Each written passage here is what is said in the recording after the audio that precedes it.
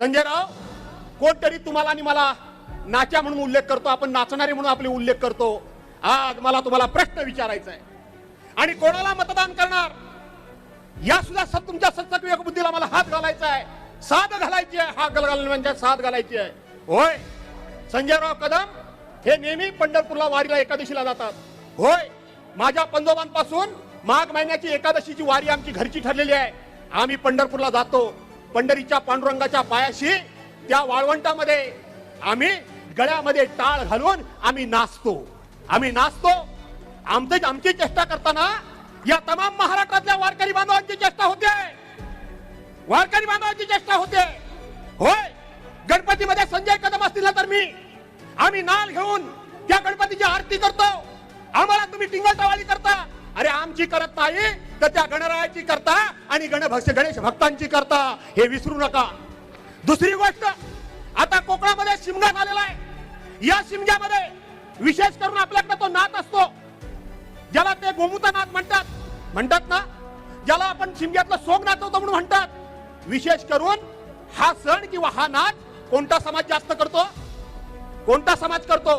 कुणबी समाज जास्तीत जास्त. गुहागर तरी म्हणजे मला इथलं सगळं माहित नाही, तो कुणबी समाज जास्तीत जास्त करतो. एका बाजूला त्या कुणबी समाजाच्या मतदान मागायचं आणि दुसऱ्या बाजूला त्या कुणबी समाजाची असलेली परंपरा त्या शिमग्यामध्ये आज पिढ्या नाचतायत. त्यांची गोमू म्हणून, त्यांचा नाचा म्हणून, त्यांचा टिंगलटवाळी करायची. अशा माणसांना तुम्ही मतदान करणार आहात का? त्याचबरोबर महाराष्ट्रामध्ये मराठा वर्सेस ओबीसी वाद सुरू झाला. मराठ्यांना पहिल्यांदा शिव्या कुणी दिल्या ना? रामदास कदमांनी शिव्या. तो मराठा समाज यांना मतदान करणार आहे का? त्यानंतर यांनी काय सांगितलं? आम्ही कुणबी समाजाबरोबर सोयरीक करत नाही. कुठं चाललोय आपण? प्रत्येक समाजाचा अपमान करायचा.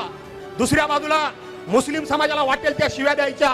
परवाच्या सभेमध्ये सुद्धा काय उद्गार काढले मुस्लिम समाजाबद्दल, आणि मग त्यांच्या घरामध्ये जायचं, त्यांचे हातामध्ये घ्यायचे. सॉरी, मी चुकून बोललो. उद्धव साहेबांनी मला सांगितलं. काल परवापर्यंत उद्धव साहेबांचं नाव घेत होतास. परवाच्या दिवशी उद्धव साहेब तुझ्या बाजूला होते, तू दुसऱ्या पक्षात आहे. आणि म्हणून सगळ्या पक्षाचे लोक परवाच्या दिवशी सभागृहामध्ये या विषयावर वाद झाला. अशाच पद्धतीने एक आमदार मला बोलले, पेपरला थोडं वेगळं छापून आलं. त्यांनी सांगितलं की तू नाचवा नको त्या सभागृहामध्ये. अरे होय, आम्हाला अभिमान आहे. आम्ही वारकऱ्यांच्या दिंडीमध्ये नाचतो, आम्ही गणपतीमध्ये नाचतो, आम्ही शिमग्यामध्ये आमच्या ग्रामदैवताची पालखी खांद्यावर घेऊन नाचतो. मी तर माझ्या दसऱ्यामध्ये शारदा देवीच्या दरबारामध्ये धोतर पगडी आणि उघड्या अंगाने सर्वसामान्य माणसासारखा नाचतो. याचा मला अभिमान आहे. आणि म्हणून अशा पद्धतीने प्रत्येक जाती धर्माच्या माणसाबद्दल टिंगलटवाळी, हेटाळणी करणं, अशा माणसांना जवळ करण्याच्या ऐवजी इथं गीते साहेब आहेत आणि दुसरा माझा जिगरबाज कसं मित्र संजय कदम आहेत, यांच्या पाठीमागे उभं राहा हे आव्हान करतो, ही विनंती करतो. आणि आपल्या सर्वांना उद्धव साहेबांचं भाषण ऐकायचं असल्यामुळं फार वेळ घेत नाही, आपल्या सर्वांची रजा घेतो. जय हिंद, जय